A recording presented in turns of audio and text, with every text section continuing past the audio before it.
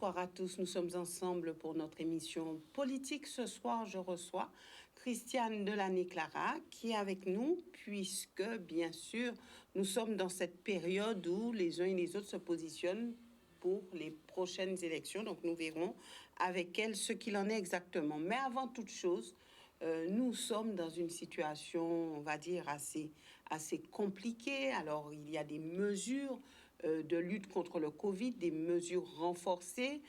Que pensez-vous de cette situation? Bonsoir Yves-Lise Boissé, merci à RCI de me recevoir. Merci à Canal 10 de me recevoir. Oui. Pardon, je vous prie de m'excuser, mais c'est l'émotion. Et puis, je salue tous les Guadeloupéens, les Guadeloupéennes qui nous écoutent ce soir. Alors, la situation globalement sur le plan sanitaire, nous sommes dans une situation de crise puisque nous avons le problème de l'eau. Il y a aussi le virus qui est venu se rajouter.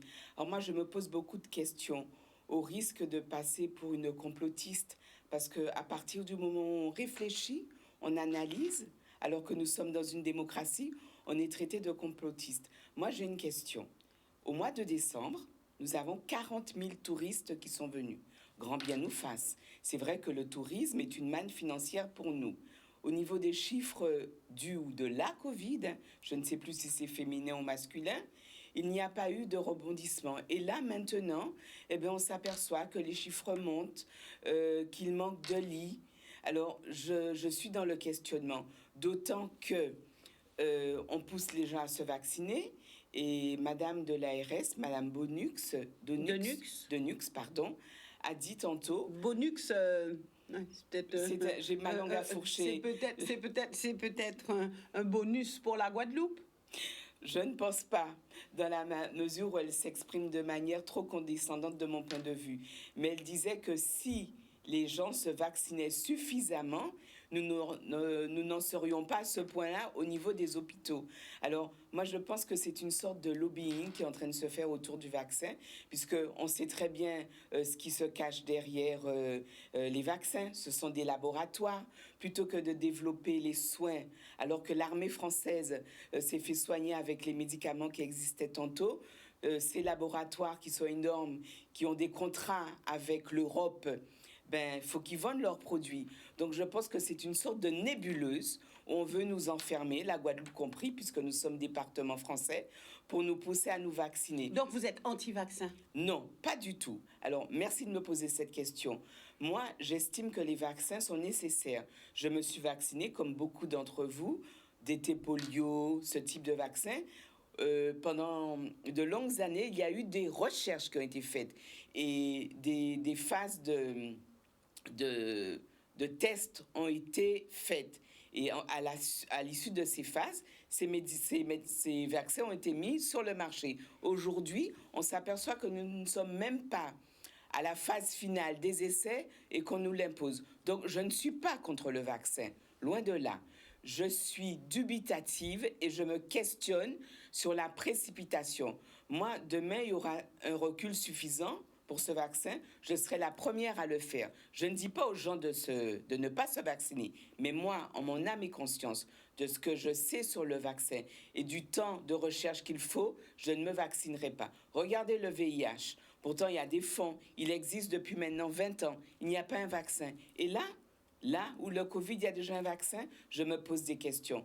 Donc, en mon âme et conscience, Christiane ne va pas se vacciner. Mais je ne dis pas aux autres de ne pas se vacciner. Alors, de toute façon, c'est un choix individuel.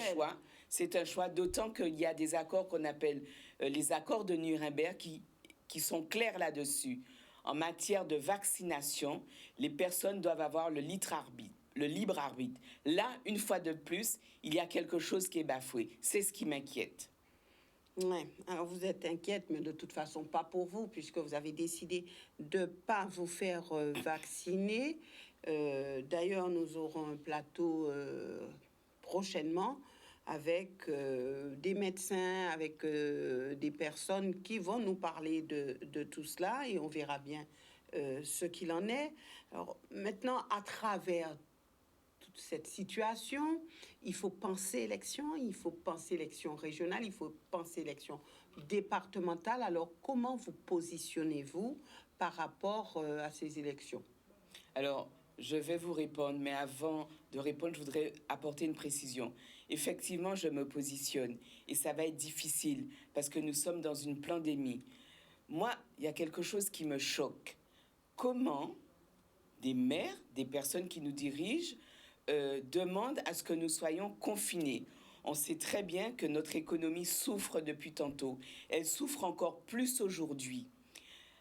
De mon point de vue, derrière ce demande de confinement, il y a plus quelque chose de l'ordre de l'enfermement pour un empêchement d'expression, parce que la campagne va être rapide.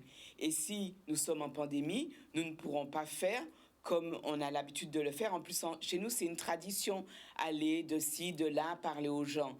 Donc, derrière cette demande des élus, et ce que je dis n'engage que moi, je vois une impossibilité de s'exprimer et marquer la fin de la grève qui oppose les gens des communes au maire en place. Alors, cheminons ensemble, puisque lorsqu'on entend la population par-ci et là, mais il y a une frange qui dit, oui, il faudrait être encore dans un confinement strict, plutôt que ce que nous voyons ici, des mesures renforcées.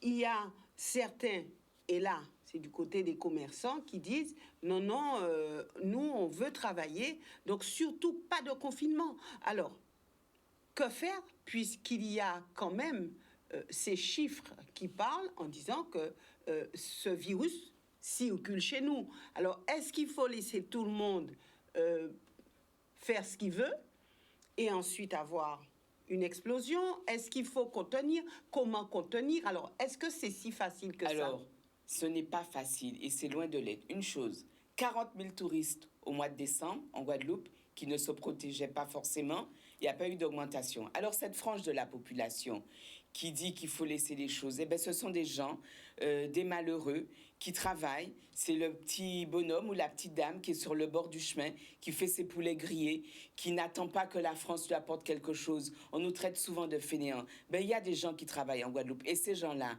pourtant, ce n'est pas chez eux qu'on voit les clusters exploser. Hein? Ben, ces gens-là, ils sont en grande souffrance, alors, en extrême souffrance. Que faire?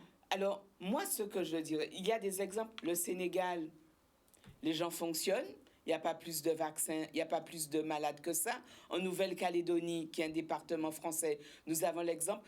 On a l'exemple de l'Inde, où aujourd'hui c'est une vraie explosion et où les gens décèdent. On voit qu'il y a des fosses communes, on voit tout ça. Donc des images vraiment qui donnent froid dans le dos. Donc, oui, mais moi... Comment faire la part des choses? La part des choses, l'Inde est un pays immense, c'est un très grand pays où les mesures d'hygiène et de distanciation ne sont pas forcément celles que nous pouvons avoir ici, parce que c'est inscrit dans notre coutume, dans nos gènes. Il n'était pas rare, jusqu'à maintenant, une personne âgée qui a la grippe va dire à ses petits-enfants, pas approcher, on a la grippe. Donc ce sont des attitudes qui sont inscrites dans notre ADN, c'est culturel. Quand on est malade, on ne s'approche pas des autres. Ces personnes qui vendent au bord du chemin des poulets, des choses comme ça, il n'y a pas eu de cluster chez eux. Donc, plutôt que de sacrifier, on l'aurait su. Les clusters, on sait très bien d'où ils viennent, où ils se font. Madame Boissé, vous êtes journaliste, vous avez des informations encore plus que moi. Oui, justement. Et je ne pense pas que ce soit à ces endroits-là qu'il y ait des clusters.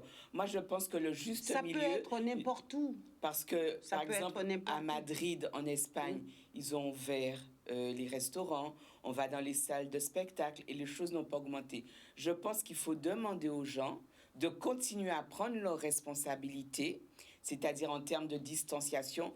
Il y a des efforts qui ont été faits par ces personnes, par les restaurateurs. Respectons la distanciation et n'enfermons pas le pays. C'est une économie qui était déjà moribonde, qui le sera de plus en plus et encore plus. Donc, vous pensez que 3 semaines, ça va changer les choses ? Ce qu'il faudrait faire, c'est peut-être renforcer la distanciation, mais moi, je pense qu'au niveau du commerce... Pour l'instant, c'est 2 mètres. C'est 2 mètres, oui. Et alors, sortons de cette pandémie, parce que moi, je ne parle pas de pandémie, je parle de pandémie. Donc, demandons aux gens, aux Guadeloupéens, de prendre leurs responsabilités. Il ne faut pas sacrifier le Guadeloupéen, le petit commerçant, sous l'autel des lobbies qui nous échappent, des choses qui nous Donc pour échappent. vous, il faut vraiment relâcher, il faut Non. que les gens recommencent à Il faut circuler. garder raison. Il faut savoir garder raison, faire attention, la distanciation, mais laisser les commerces ouverts, surtout les petits commerçants, parce que les grandes surfaces sont ouvertes, les épiceries aussi, mais les grandes surfaces, quand il y a ce système de pandémie, c'est pas eux qui souffrent le plus, ce sont encore les petits qui vont payer un lourd tribut. Donc prenons conscience de ça et demandons à ce que quitte à faire des contrôles, que la distanciation soit respectée, qu'il y ait des contrôles, mais qu'on ne nous enferme pas. C'est tout un pan de l'économie. Vous parliez d'un pan de la population. C'est un pan de l'économie qui s'en va. Voilà, donc sur cette question, les élections. Alors, en ce qui concerne les élections, je vais me présenter dans mon canton, le 16e canton, en tant que tête de liste, et le canton qui regroupe la Désirade, Saint-François et un bout de Sainte-Anne, qui part de Saint-François et qui va jusqu'à French. Et parce que pour moi, c'est important d'être au chevet de la population. Quelle plus belle élection qu'une élection où vous écoutez les gens, où vous les entendez. C'est un travail que j'ai commencé depuis tantôt au travers des associations que j'ai. J'étais présente sur le terrain à distribuer de l'eau pendant les premiers moments du Covid. J'ai fait fabriquer des masques et je trouve qu'il est plus important d'être à l'écoute de la base de la population. Pour vous, les choses se passent au conseil régional ou au conseil départemental? Les choses se passent aux deux endroits. Alors, ça ne veut pas dire que nous ne serons pas présents au régional. Alors, quand vous dites nous, vous parlez de qui? De Doubout la Guadeloupe, donc mouvement citoyen. Nous serons présents ou avec une liste que nous allons présenter ou en regroupant d'autres mouvements. Nous sommes en pleine négociation. Avec qui? Alors, ce sont des petites entités qui ne se sont pas encore révélées, mais qui sont partie de la majorité silencieuse, qui en ont marre des discours, qui en ont marre du système qu'on nous impose depuis plus de 30 ans, où on parle de... Nous sommes dans un système binaire. Tantôt c'est toi, tantôt c'est l'un, tantôt c'est l'autre. Mais y a-t-il un vrai changement ? Toutes ces personnes qui ne vont pas voter, c'est parce qu'ils en ont marre de ce système. Et à Doubout, la Guadeloupe, avec d'autres personnes, des ingénieurs, des chercheurs, des politiques aussi, nous sommes en train de réfléchir par rapport à une présence qui sera autour d'un rassemblement. Mais je ne peux pas... Alors, quand vous dites des politiques, vous dites des chercheurs et tout ça, vous parlez de l'ANG? Je parle de Guadeloupéens consternés et concernés. Vous savez, malheureusement, en Guadeloupe, nous avons le label du fanchouisme. Et nous avons convenu que pour l'instant, nous n'allons pas révéler de nom pour éviter que les gens soient embêtés. Mais au moment opportun, quand embêtés par rapport à quoi? Par rapport aux querelles intestines, par rapport au fanchouisme. Si vous allez là, on va vous dire, on proposait ou habiter, on pas venir, et au calé là. Donc, nous nous protégeons parce que nous voulons exister et aller jusqu'au bout. Donc, Doubout la Guadeloupe n'est pas seule. Doubout la Guadeloupe sera présente aux élections régionales autour d'un beau projet que nous avons construit, que nous avons chiffré, qui est réalisable, qui tourne autour de 17 points. Vous avez déjà défini votre tête de liste? Pas encore, parce que la tête de liste n'est pas importante, justement.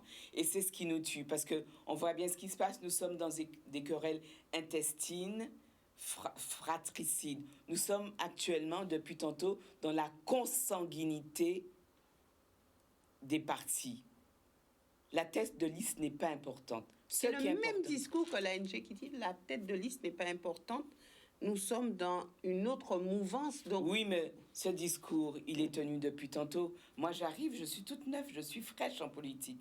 Et ce discours, je l'ai, pas parce que je l'ai entendu, mais c'est parce que j'ai toujours pensé comme ça. Vous savez, moi, je suis issue de la société civile, mais du mouvement associatif. Vous n'êtes pas fraîche en politique. Pourquoi je ne suis pas fraîche? Alors, vous étiez aux côtés de Laurent Bernier. Alors, vous avez déjà un peu de bouteille, non? Un peu de bouteille, mais par rapport aux autres, à ceux qui se présentent aujourd'hui, qui sont là depuis tantôt, je suis fraîche, je suis nouvelle. En plus, je ne suis mariée avec personne. La liberté, pour moi, est quelque chose de fondamental par rapport à notre histoire. Permettez, Christiane Delannay-Clara, que je puisse revenir sur vos propos et j'aimerais que vous puissiez me dire ce que vous en pensez. Vous l'avez dit à un moment où c'était un petit peu compliqué pour vous, c'était lors des élections européennes. Cette mésaventure, je ne reviendrai pas dessus, mais vous avez dit il faut parfois, je cite, des alliances contre nature pour faire avancer les choses. Vous vous rappelez de ça? Je m'en rappelle très bien et je ne regrette rien. Aujourd'hui, je suis là et j'avance pour Alors la Guadeloupe. justement, permettez donc, êtes-vous prête aujourd'hui à faire des alliances contre nature pour faire avancer la Guadeloupe? Qu'est-ce que vous entendez par contre nature? Alors, c'est vous qui avez dit ça, il faut parfois des alliances contre nature, et c'était en parlant Alors, de Marine Le Pen. C'était dans le cadre des élections européennes, oui, qui n'ont rien à voir à ce qu'il y a sur le terrain aujourd'hui. Là, je ne parle pas de parti, je parle de mouvements et de société civile, de personnes de la société civile. Oui, donc parce que quand on dit on est prêt à faire des alliances contre nature, c'est mais peut-être c'était dans un les contexte précis. Les termes que j'ai utilisés correspondaient à un contexte précis. C'est comme certaines personnes qui disent de moi que je suis contre l'Europe. Non, je ne suis pas contre l'Europe. Je suis contre l'Europe des nations. Cette Europe qui nous enferme, on le voit avec le vaccin, hein. C'est le diktat de l'Europe. Les États sont devenus des chambres d'enregistrement. 75% de ce qui se passe dans les pays qui appartiennent à l'Europe, qui font partie de l'Europe, se décide à la Commission. Moi, c'est contre cette Europe-là que je suis. Mais je suis pour l'Europe des projets. Ariane, Airbus, des projets. Parce que je suis une patriote. Je suis pour la souveraineté des États. Il ne faut pas qu'on s'enferme. Une sorte de grosse confédération. Donc, je pense que j'ai été claire là-dessus. Les propos que j'ai utilisés, je ne reviens pas là-dessus, mais c'était dans le cadre des européennes. Donc, ça ne se rapporte pas à cette élection. C'était dans un contexte bien précis. Donc, vous n'êtes pas prête à faire d'alliance contre nature, c'est ce que je retiens, ici en Guadeloupe. Je suis prête à faire une alliance avec les Guadeloupéens de la majorité silencieuse qui veulent que nous avancions. Leur appartenance, pour moi, c'est la Guadeloupe. Leur ADN, pour moi, il faut que ce soit la Guadeloupe. Qu'ils soient Guadeloupéens de cœur ou qu'ils soient Guadeloupéens de sang, peu m'importe. C'est aimer ce pays, mais aimer en le démontrant, pas seulement dans le discours. Je ne prétends pas avoir le monopole du cœur, loin de moi, mais je prétends qu'on peut construire cette Guadeloupe avec des Guadeloupéens de la majorité silencieuse et des gens qui sont authentiques dans leur fonctionnement, dans leur réalité, dans leurs idées. Alors vous dites, je veux être clair, je pars au combat avec des Guadeloupéens, avec cette majorité silencieuse. Donc il y a cette question quand on parle de vous qui revient. Et aujourd'hui, ce serait peut-être l'occasion d'éclaircir les choses. Quand on colle votre nom au Rassemblement national, que dites-vous aujourd'hui? Je dis j'avance. Et le Rassemblement national a des représentants ici. Si vous voulez en parler, il faut les inviter. J'avance pour mon pays. D'accord. Donc, le Rassemblement national est derrière vous et pas avec vous. C'est ce que vous dites clairement guadeloupéen. J'ai déjà tellement été claire, je ne vois pas comment je pourrais être un peu plus claire. D'accord. Maintenant, donc, un combat qui s'annonce, un combat départemental, un combat régional. Aujourd'hui, est-ce qu'on peut dire que c'est vraiment un combat contre la majorité régionale, la majorité départementale, ou est-ce que vous vous dites, je peux porter autre chose? Alors, effectivement, quand on utilise le terme combat, on peut dire contre. Mais je ne suis pas dans un combat, je suis dans une prise de conscience. Et je ne suis contre personne, je suis tout simplement pour la Guadeloupe. Pour qu'elle avance. Être pour la Guadeloupe? Alors, pour la Guadeloupe, c'est proposer quelque chose qui n'est pas nouveau en soi. Parce que c'est dans l'air du temps. On parle beaucoup de changer de statut. Moi, je ne pense pas que le changement de statut puisse faire quelque chose. Il faut qu'on se serve de ce que nous avons. Nous sommes dans le 73. Avant de parler de statut, est-ce qu'on a été au bout du 73? Il faut organiser les choses. Moi, j'ai envie de vous dire que ceux qui sont dans le 74 depuis tantôt, les choses ont-elles changé fondamentalement? Donc, il faut se servir des leviers que nous avons. En Guadeloupe, nous sommes dans un archipel, nous sommes dans un millefeuille juridique. C'est le droit français, le droit européen et le droit international. Est-ce qu'on s'est servi des articles, notamment le 349 du traité de fonctionnement de l'Union européenne, qui permettrait qu'on fasse des choses énormes, qui n'est que la traduction du 73 de la Constitution de 58, Alors qui a été aujourd'hui, transposée pourquoi ça n'avance pas? Parce que les discours tendent, et on dit la majorité, à dire qu'on a des blocages, on a les pieds et les mains liés ici en Guadeloupe, et on ne peut pas avancer. Alors, qu'est-ce qui coince? Alors, vous me donnez raison. Je ne sais Non, pas je ce ne vous qui donne coince. pas raison. Non, mais je vais développer mon propos. D'accord. Vous me donnez raison dans ma posture de ne pas s'enfermer dans un parti. Parce que je présume que quand on a prêté allégeance à un parti, on est pieds et poings liés. Par contre, qu'on se présente comme quelqu'un de libre, qui veut faire avancer et utiliser des textes, on peut avancer. Je n'ai prêté allégeance à personne. Le mouvement citoyen qui est le mien, celui avec lequel je suis en mouvement, pour ne pas faire de jeu de mots, depuis tantôt, n'appartient à personne. Nous sommes des gens qui pensons, qui avons établi un projet, une vision pour la Guadeloupe. Je pense que ce qui nous freine, c'est de prêter allégeance. Parce que, regardez, je parle souvent des Corses. Les Corses sont dans le 72 de la Constitution 58. C'est un régime qui ne souffre aucune dérogation. Comment vous expliquer que les Corses, en étant de le 72, puissent imposer des choses? C'est parce qu'il y a la volonté de le faire. La Corse, c'est particulier. Hein, eh bien, justement, pourquoi nous ne serions pas particuliers, surtout que nous avons le 73 pour nous?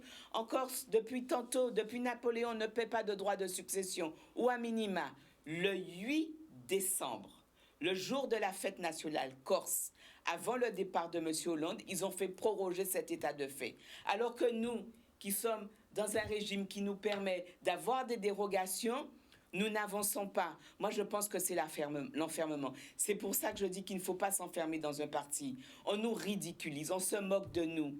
Parce que nous sommes extrêmement riches sur le plan de l'énergie, géopolitiquement parlant. Regardez, on peut développer avec la centrale de bouillante de l'hydrogène, être autonome sur le plan de l'énergie électrique. Surtout que dans 4 ans, ou dans quelques temps, je ne sais plus, le prix de l'électricité sera multiplié par 4.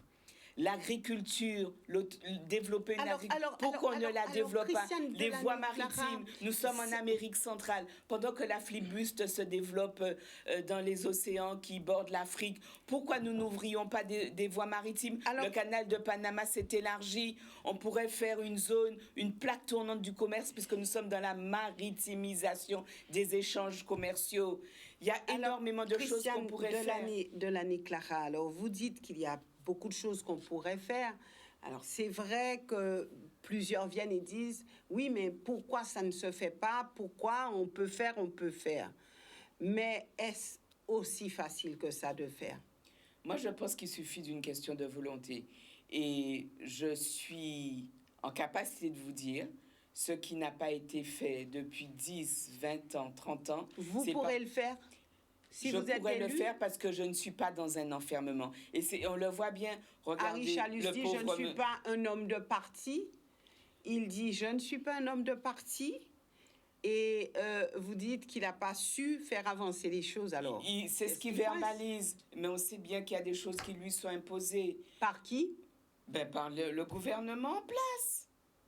Il fait partie, il est au gouvernement. Je crois qu'il est au bureau de... Alors, c'est vrai qu'il a soutenu le président Emmanuel Macron à l'époque, mais est-ce que il est dans le... Mais vous le savez, je ne pense pas que je vous annonce quelque chose. Vous ne m'annoncez rien. En plus, je le trouve sympathique et courageux parce que le président, il est courageux. Le président de région, monsieur Chalus, mais il est malheureux, ça se voit, ça se sent. Il essaie de se battre, mais il ne peut rien faire. Il a prêté allégeance. Vous voyez en Harry Chalus un homme malheureux? Un homme qui mêlé, comme on dit en créole. Malheureux ou mêlé, ou malheureux et mêlé? Malheureux et mêlé, parce que ce qu'il a proposé aux Guadeloupéens, il ne peut pas le faire. C'est un changement d'avenir? Je pense qu'il faut changer de cap. Et changer l'homme? S'il sait s'entourer de personnes comme il faut, et s'il sait dire non, comme il a dit que le phénomène Se lever comme un seul homme et ne pas se faire ridicule. Vous trouvez normal que notre président de région, qui organise un événement dans notre archipel, ne soit pas reçu? C'est inadmissible. Et le lendemain, c'est balayé d'un tour de main par le Premier ministre de l'époque en disant, en gros, je caricature volontairement, on vous a donné un hôpital, fermez votre gueule. C'est normal, ça? Mais s'il n'était pas pieds et poings liés, il aurait pu avoir un autre discours. Si demain Richalus vient vous voir et vous demande d'être à ses côtés pour le mois de juin, oui, pour le mois de juin, que direz-vous? Je dirais à Monsieur le Président de région, Monsieur le Président, j'ai un projet, j'ai une vision qui est réalisable, elle est chiffrée, elle est ficelée, qui permet qu'on utilise les leviers que nous avons. Si vous êtes en capacité de me permettre de faire ces choses-là, avec mon groupe, nous en avons déjà parlé, nous dirions oui sans hésiter, parce que moi, ce qui m'importe, c'est la Guadeloupe et que nous avancions. Alors, si n'importe quel candidat tête de liste pour ces élections régionales vient vous voir, donc à n'importe lequel, vous direz oui? Non, là, ça mériterait réflexion, puisque vous avez parlé du président de région, il est en place. Il a parlé de changer d'avenir. Pour l'instant, je pense qu'il faut changer de cap. Les autres, c'est autre chose. Il faudra discuter avec mon groupe parce que nous n'avons pas évoqué cette possibilité. Donc, il faut réfléchir. Mais vous avez évoqué la possibilité du président de région. Oui, bien sûr, puisque c'est lui qui est en place. Comme il a dit qu'il fallait qu'on change d'avenir. Moi, je voudrais, avec mon groupe, lui proposer de changer de cap. C'est lui qui est en place. D'accord. Donc, on change de cap et on change d'avenir ou on change Il faut changer de cap. Pas d'avenir. Il faut changer de cap. Parce que changer d'avenir, je ne peux pas me permettre de faire un bilan. Ce serait bien présomptueux de ma part. Mais je suis dans le constat.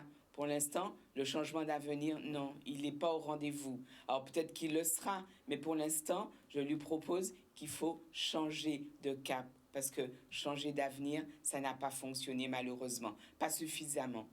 Et vous lui dites, je suis prête à vous aider? Nous sommes prêts, la majorité silencieuse, à aider la Guadeloupe, pas lui. Je ne suis pas dans le discours, il faut sauver le soldat à Richalus, il faut sauver la Guadeloupe, tout simplement. Merci Christiane Delaney-Clara d'être venue sur ce plateau.